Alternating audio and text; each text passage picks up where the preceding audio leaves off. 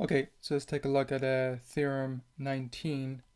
It says if big F of S is the Laplace transform of small f of t, then the Laplace transform of t to the n times f of t equals minus 1 to the nth derivative of big F of S with respect to S. Okay, so let's take a look at the proof of this. It's going to involve using induction.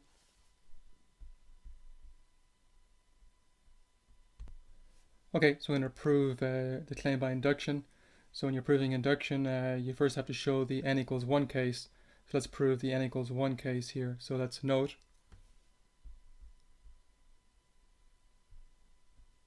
Let's take derivative of my big F of S with respect to S. So by definition, big F is defined to be the Laplace transform of f of t.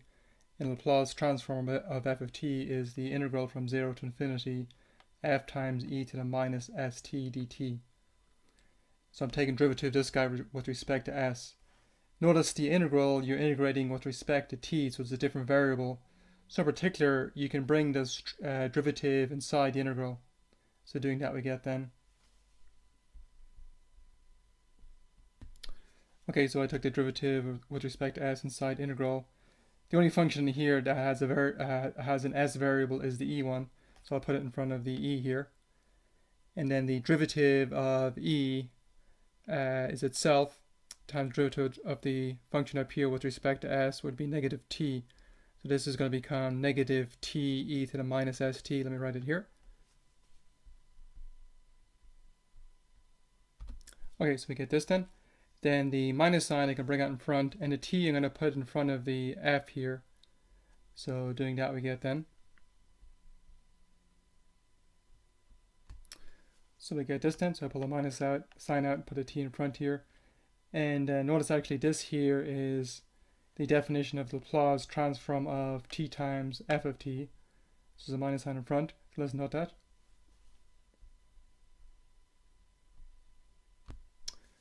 Okay, so we've shown that the derivative of big F of S is equal to negative Laplace of t times f of t.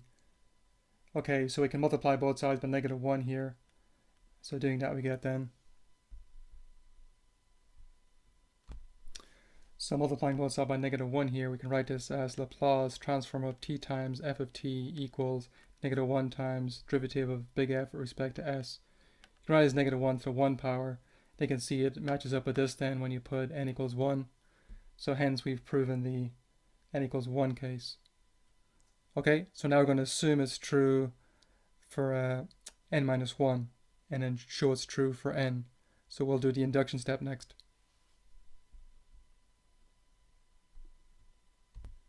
Okay, so let me erase a few things and we'll keep going.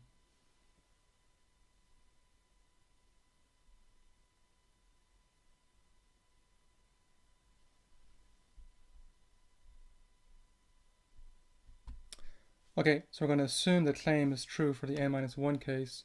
So in particular, Laplace of t to the n minus 1 f equals negative 1 to the n minus 1 derivative with respect to s of big F of s. This is our induction step.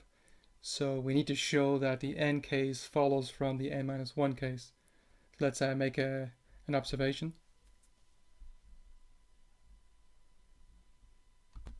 Okay, so note the nth derivative of big F with respect to s can be written as the derivative with respect to s times the n minus 1 derivative of f with respect to s. So breaking it up this way, because I want to use my induction step here, because now we have the n minus 1 derivative. But we do have a minus 1 to the n minus 1 here. But if you multiply both sides by minus 1 to the n minus 1, you could pretty much move this over here if you think about it, because you multiply it here, it become an even exponent that would disappear. So I'll just change it here. So moving this over here then, so multiplying both sides by negative 1 to the n minus 1, we'll have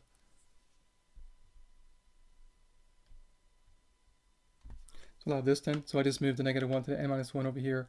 And again, you can think of multiplying both sides by minus 1 to the n minus 1. You can just essentially just move the minus 1 across over here. Now, in place of this then, well, that's exactly this now, we can replace with this guy. So we're going to put this now in place of here. So doing that, we get then.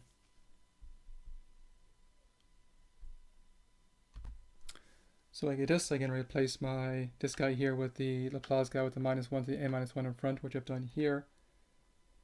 And then writing the definition of Laplace, so integral 0 to infinity, it'll be t to the n minus 1 f of t e to the minus st dt. So doing that over here, we get then. Okay, so replacing Laplace then with the integral is going to be integral 0 to infinity t to the n minus 1 f of t e to the minus st. We have our derivative out in front still. And the -1 to the n minus 1 I pulled out in front over here. Now the derivative can come inside the integral, and only a function that has s in it is the e, so we'll do it like case 1. So moving the derivative in, we get then.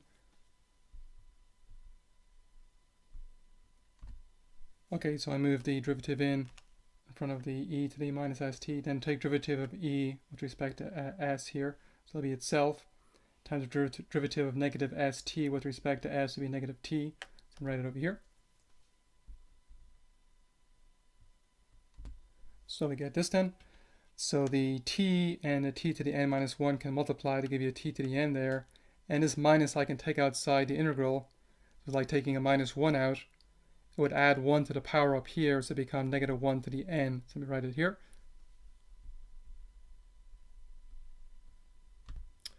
So we get this then.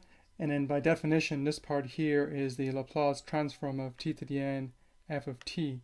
So let's write our final result here.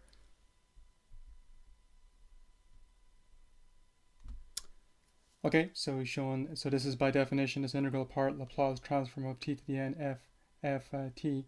So we have a -1 to the n out in front. So we've shown this guy equals that.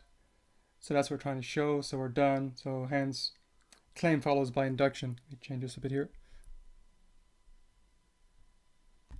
Okay, so hence claim follows by induction. Okay, so again, since we've shown that n equals 1 case is true, and we've shown this induction step, it means that if you can show that the case before is true, it means the cases after is true. Because we've shown this induction step, so pretty much since 1 is true, that makes 2 true. Since 2 is true, that will make 3 true. So we set up like a chain reaction here, and when you do induction, that the chain reaction will never stop. So once it starts, and the n equals 1 case, it's starting the reaction. And this induction step is showing that the reaction will keep going all the way out to infinity. Okay, so we've shown it, so we're done. Okay, so I'm going to look at some examples of using this now, so let me erase a few things and we'll keep going.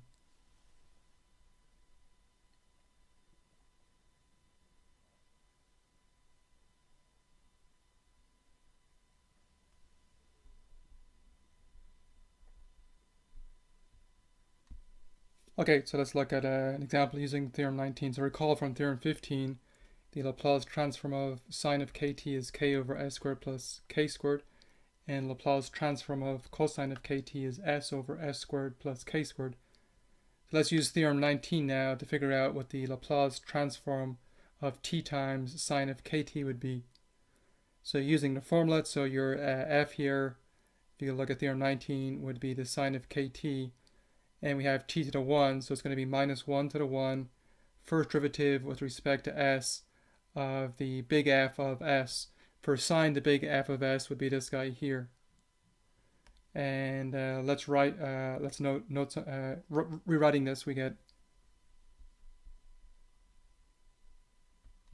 so rewriting, we get this then. I'm writing it as s squared plus k squared to the -1. Then we can use the chain rule, so you can bring the -1 in front, and subtract 1, and multiply by derivative of the inside with respect to s, which would be 2s. So let me write my answer here.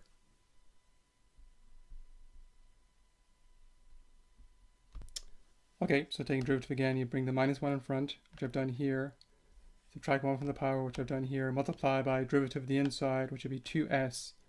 So these two minuses will become plus, and you'll have a 2ks on top.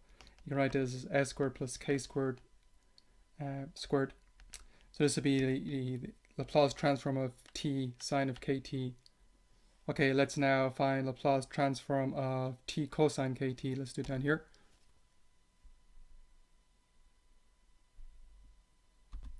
Okay, let's find the Laplace transform of t cosine kt. So using theorem 19 is going to be minus 1 derivative with respect to s of the Laplace transform of cosine, which is s over s squared plus k squared. So we have to take derivative of this guy with respect to s. So we're going to have to use the quotient rule. So let's recall the quotient rule down here.